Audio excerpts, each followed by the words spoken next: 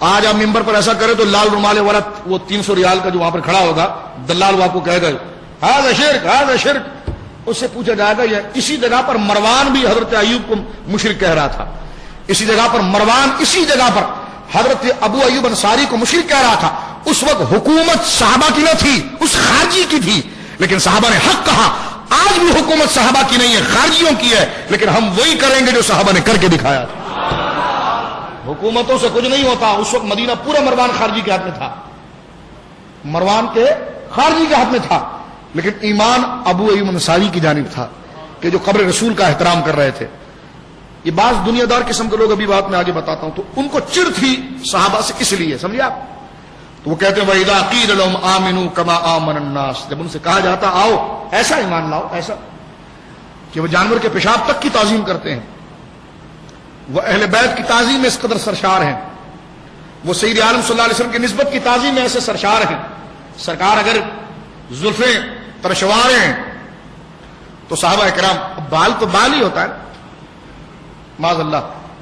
وہاں پر سرکار کی جالیوں پہ ہاتھ مارتے ہیں, کہتے ہاں کیا فرق ہے, کیا فرق ہے. ہم نے کہا یہی تو فرق ہے نفاق کے مرض میں اور مومن کے عشق میں. بخاری کتاب الحج میں موجود ہے, جب سرکار بال ترشواتے تو صحابہ کرام علیہ رضوان, اب دیکھیں نا سرکار نے قرآن دے دیا بات ختم ہو گئی, لیکن نہیں, صحابہ کہتے ہیں یہ تو منافقوں کا عقیدہ ہے, مومنین کا عقیدہ یہ کہ حج جہد سے حضور کا ادب کرنا ہے. اب سرکار جب بال ترشواتے ہیں تو صحابہ کرام علیہ رضوان اپنی جھولیوں کو حضور کے آگے پھیلائے ہوئے ہیں, اب وہ سارے بال اس کے اندر گرتے ہیں. پھر حضور علیہ الصلوۃ والسلام بال اس میں گرتے ہیں, اور میرے آقا نے بھی ان کا بڑا بیڑا غرق کیا ہے. سارے بال جمع کر کے جب حضرت ابو طلحہ حضور کے پاس لے کر آتے تو سرکار خود اپنا بال سب میں تقسیم فرماتے, لو رکھو, تاکہ منافقین کا منہ کالا ہو جائے. کالا تو ہے, ان کے دل بھی کالے ہو جائیں اور وہ مر جائیں, جس کا اعلیٰ حضرت نے کہا کہ غیظ میں جل جائیں بے دینوں کے دل. یا رسول اللہ کی کثرت کیجئے. یعنی میرے آقا نے دیکھا کہ یہ میری تعظیم سے چڑھتے ہیں تو اپنے صحابہ کو اپنی تعظیم میں اور دیوانہ کیا. یعنی وہ بال کا دین سے کیا تعلق تھا, لیکن نسبت رسول کو بتاتے اس کو دین بنایا گیا, اور سرکار خود اپنے جمع کیے ہوئے بال ترشوائے ہیں. میرے آقا نے جو زلفیں ترشوائی ہیں, بخاری کتاب الحج کی حدیث ہے, اس حدیثوں کو نوجوانوں یاد رکھو. اور پھر حضور اپنے اس بال کو ایک ایک بال کو صحابہ میں تقسیم کرتے ہیں, اور پھر وہ صحابہ کرام سے وراثتاً آگے بڑھتا چلا جاتا ہے, آگے بڑھتا چلا جاتا ہے. اور بخاری میں آپ آخر میں دیکھیں تو میری ماں تو کمال کرتی ہیں, سیدہ ام سلمہ رضی اللہ تعالیٰ عنہا, جب ان کے پاس کوئی بیمار آتا ہے تو منجن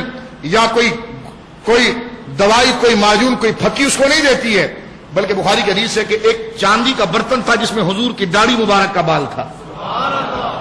اور داڑھی مبارک کا بال جو سرخی کی طرف مائل تھا وہ بال رکھا ہوا تھا. ایک جانب سے پانی ڈالتے تھے اور دوسری جانب نلکی سے پانی نکل جاتا تھا.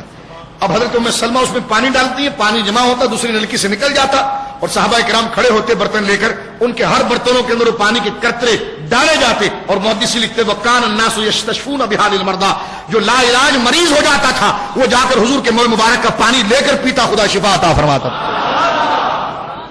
ہمیں نجدی کہتے ہیں تم قبر پوجے ہو گئے ہو, تم قبر پوجے ہو گئے, تعظیم میں تمہارا دل سڑ گیا ہے. ہم نے کہا نہیں, ہم قبر پوجے نہیں ہوئے ہیں, لیکن تم البتہ بچڑے کی پجاری ضرور ہو کہ تمہارے اندر جو مرض موجود ہے وہ مرض تمہیں حضور کے عشق اور محبت کی طرف لانے نہیں دیتا. بخاری کے اندر موجود ہے, حضرت عثمان بن طلحہ تابعی ہیں, وہ کہتے ہیں جب ہمارے مدینے کے اندر, یہ بھی بخاری کے اندر ہے, ہمارے مدینے میں کسی کو سخت نظر لگ جاتی اور قریب تھا کہ وہ مر جائے, تو لوگ جا کر سیدہ ام سلمہ سے کہتے تھے ماں کچھ کرو, اب تو سب طبیبوں نے دے دیا ہے جواب, سب طبیبوں نے دے دیا ہے جواب, آہا عیسیٰ اگر دوا نہ کرے,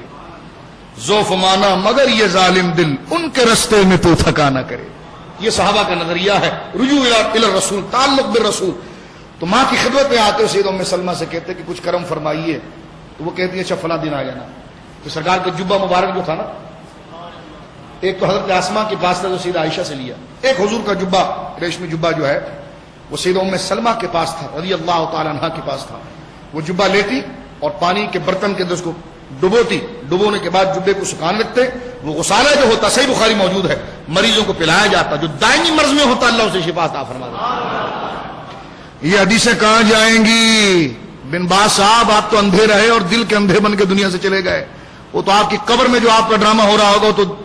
وہ تو عالم غیب سے، لیکن میدان محشر میں اللہ ہمیں ایمان پر خاتمہ دے اور ہمیں دکھائے، تاکہ بات واضح ہو جائے کہ جن کے عشق میں ہم نے بولا ہے ان کی عظمتیں کیا تھی، حضرت ابو ایوب انصاری کی شانیں کیا تھی، اور ہم کہتے ہیں حق یہی ہے جو صحابہ کرام نے کیا ہے، جو ازواج مطہرات نے کیا ہے۔ اس ادب کو شرک کہنا، اگر یہی ادب شرک ہو گیا، جس کو فاضل بریلوی کہتے ہیں کہ شرک ٹھہرے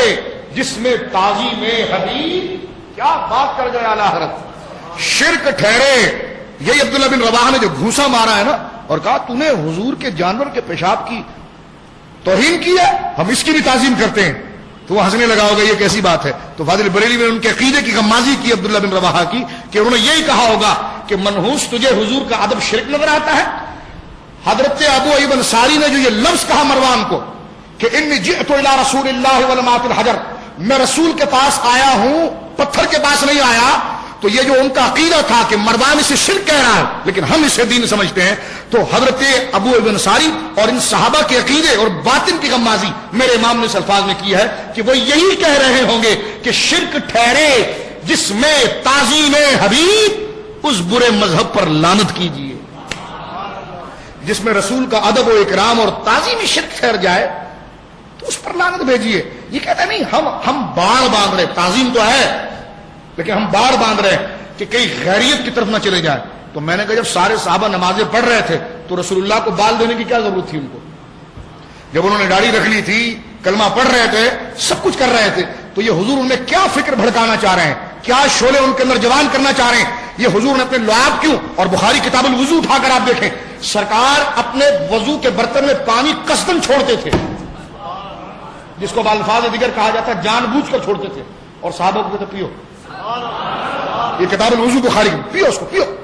حضرت ابو ہریرہ کہتے ہیں ہم اس کو پیتے اور جو بچ جاتا نا تو اس برتن میں ہم ہاتھ ملتے،